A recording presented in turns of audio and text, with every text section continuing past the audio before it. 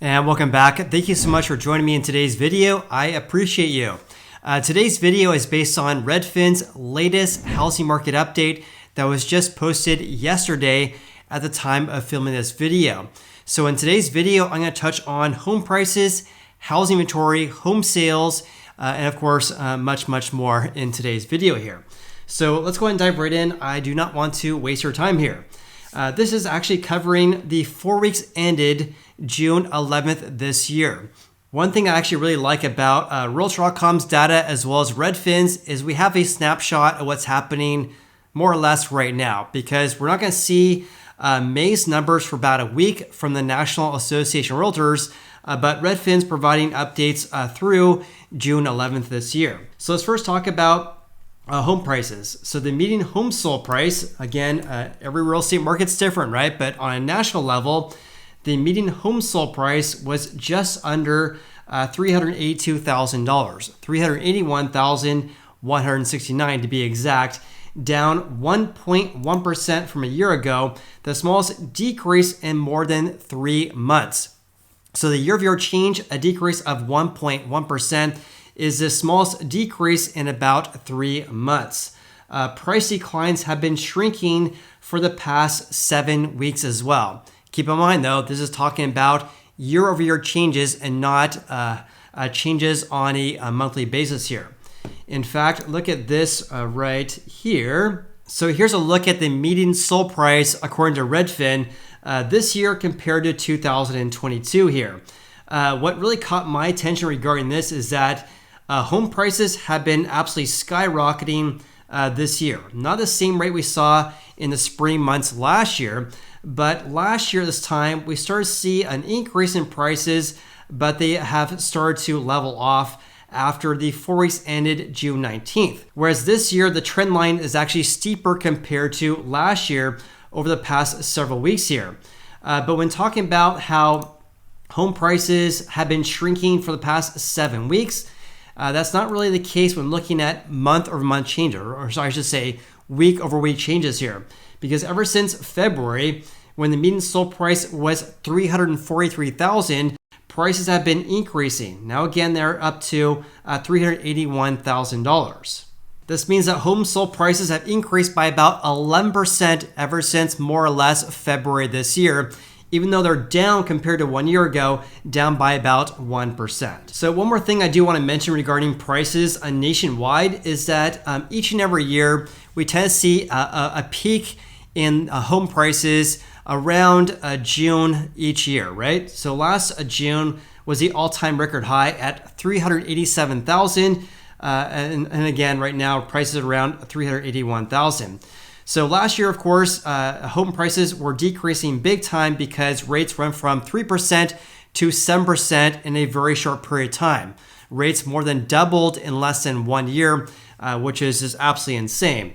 This year, we have very high rates at above 6% more or less all year.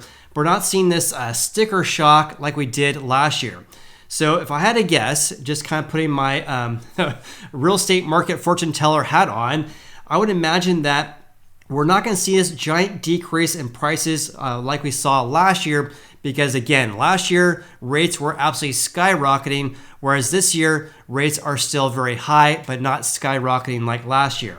So I would imagine we will see a seasonal decrease in prices, probably going like this, and then ending the year somewhere right here, I'm guessing. Probably in the range of $350,000 to $360,000 if I had to guess.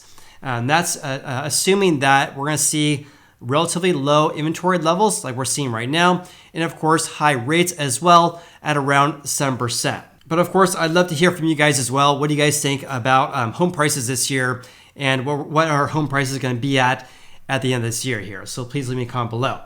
Any case, let's get back to the report here. It says home sold prices decreased in 31 of the 50 largest metros. So approximately 62% of the 50 biggest cities have recorded decreases in prices compared to 12 months ago. In fact, the biggest decrease is once again Austin, Texas, down by 13%, Las Vegas down by 9%, Oakland, California down by 7.4%, Phoenix down by 7%, and Los Angeles a decrease of 6.7% compared to 1 year ago. In contrast, home prices increased the most in Miami, Florida, a gain of 8.9%.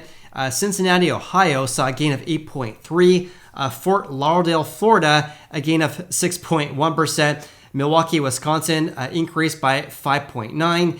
And Virginia Beach, Virginia, a gain of 4.8%. Also, according to Redfin, the monthly mortgage payment on the median asking price home, this is average monthly housing payments based on the average asking price nationwide, and also looking at weekly rates according to Freddie Mac. That was $2,640 per month at the current 6.71% rate, which of course is the average rate for the week ended June 8th this year. Also based on rates today, which is June 16th, a Friday, according to Investopedia.com, average rates for 30-year fix for people with exceptional credit, of course, is at 7.14%, much higher than the 3% we saw back in 2020 and 2021. Also, according to the Mortgage News Daily, they actually haven't posted today's rates as of today, but because the yield has been increasing, or the 10-year yield has been increasing today, I'm guessing that the average 30-year fix is going to be around 7%, according to the Mortgage News Daily. And again, this is because the 10-year U.S. Treasury note has increased to about 3.77%, a 4 basis point increase compared to yesterday. And by the way, at the time of filming this video, it's around 1:50 p.m. Eastern Standard Time. In any case, getting back to Redfin's report here, it says here average monthly housing payments is again $2,640 per month. That's down slightly from the all-time record high that it hit 2 weeks ago, but it's still up by 8% from a year ago. In other words, an increase of $200 more to buy an average price home today compared to 12 months ago. And that chart is right here. As you can see, $2,640 per month to buy an average price home today. This is much higher compared to last year, but absolutely insane compared to 2020, for example, because back then the average monthly housing payment was around $1,500 per month. Now it's $2,640, an increase of around $1,100 more to buy an average price home today compared to 2020. Okay, let's change gears slightly here and talk about pending home sales, new listings, as well as housing inventory. So pending home sales, a measure of contracts being signed between buyers and sellers, decreased by 17% year over year. The biggest decrease in more than 4 months, a giant decrease of contracts being signed between buyers and sellers.